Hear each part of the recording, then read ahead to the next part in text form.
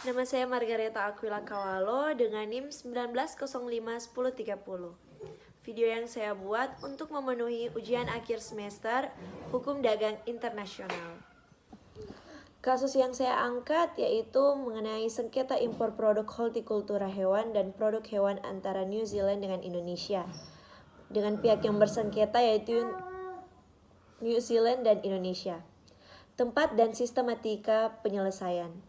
Penyelesaian sengketa perdagangan internasional melalui Dispute Settlement Body atau DSB telah dimuat dalam Perjanjian World Trade Organization atau WTO, yaitu dalam Marrakesh Agreement Establishing the World Trade Organization, Annex 2, the result of Uruguay round of multilateral trade negotiation, the legal text 404 tahun 1994, 32 ILM 1144 tahun 1994 dengan nama The Understanding on Rules and Procedure Governing the Settlement of Dispute atau The Dispute Settlement Understanding atau DSU yang disahkan pada bulan April 1994.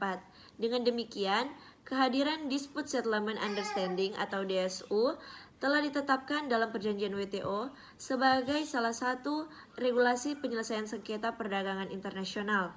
Dalam penyelesaian sengketa perdagangan internasional, DSU memperkenalkan teknik penyelesaian sengketa dalam WTO Agreement yang merupakan penyempurnaan dari ketentuan penyelesaian sengketa dalam GATT 1947. Penyempurnaan tersebut antara lain adalah pengesahan prinsip automatisasi dan memperkenalkan jangka waktu yang ketat untuk setiap tahapan proses penyelesaian sengketa. Jangka waktu keseluruhan sejak pembentukan panel hingga keluarnya putusan atau rekomendasi Dispute Settlement Body atau DSB. Penyelesaian sengketa perdagangan internasional melalui Dispute Settlement Body diawali dengan 5 proses, yaitu yang pertama, konsultasi yang dilakukan oleh Indonesia dengan New Zealand. Yang kedua, pembentukan panel yang diajukan oleh negara yang mengadukan. Yang ketiga, prosedur pelaksanaan panel. Yang keempat, penerimaan laporan panel oleh Dispute Settlement Body. Dan yang kelima, peninjauan kembali atau appellate review. Kronologi kasus. Indonesia merupakan pasar terbesar ke-9 untuk New Zealand dan seluruh ekspor barang ke Indonesia tercatat meningkat 17% menjadi US 961 juta dolar dalam 12 bulan terakhir hingga 31 Maret. Tapi sayangnya perdagangan sapi New Zealand merosot tajam karena Indonesia memperlakukan volume impor berbasis kuota sejak 2011. Pada 2011, karena langgaran tersebut, ekspor sapi dan daging dari Selandia Baru merosot menjadi hanya 10.355 ton dari 48.405 ton pada tahun sebelumnya. Sebuah relaksasi kuota impor pada akhir 2013 membuat aliran ekspor ke RI pulih di level 19.258 ton senilai 79 juta dolar pada 2014, sehingga RI menjadi pasar nomor 6 di New Zealand. Namun Indonesia kemudian memperketat pembatasan lagi, dan pada bulan Januari 2015, ekspor daging sapi Selandia Baru ke Indonesia merosot menjadi hanya tinggal 28 ton dari 2.669 ton pada bulan Januari 2015. Pada Januari 2015, ekspor daging sapi New Zealand ke Indonesia turun lebih dari 95%. New Zealand menilai Indonesia menghambat perdagangan bebas melalui pemberlakuan kuota, harga minimal, periode impor, dan lisensi impor produk hortikultura hewan dan produk hewan. New Zealand dan Amerika Serikat awalnya bekerja sama untuk memulai proses hukum terhadap Indonesia melalui WTO pada Agustus 2013. Keluhan tidak dilanjutkan ke tahap konsultasi karena Indonesia kemudian mengubah beberapa langkah-langkah yang di bawah aturan WTO, berarti aplikasi baru harus dibuat. New Zealand akhirnya melayangkan pengaduan keduanya ke WTO terkait pembatasan impor dan rumitnya birokrasi di Indonesia yang telah menyebabkan ekspor sapi dan produk hortikulturanya merosot drastis. New Zealand sudah berkonsultasi dengan pemerintah Indonesia mengenai kebijakan tersebut pada Januari 2013, serta bekerja sama dengan Amerika Serikat untuk berkonsultasi lagi pada Agustus 2013 dan Mei 2014.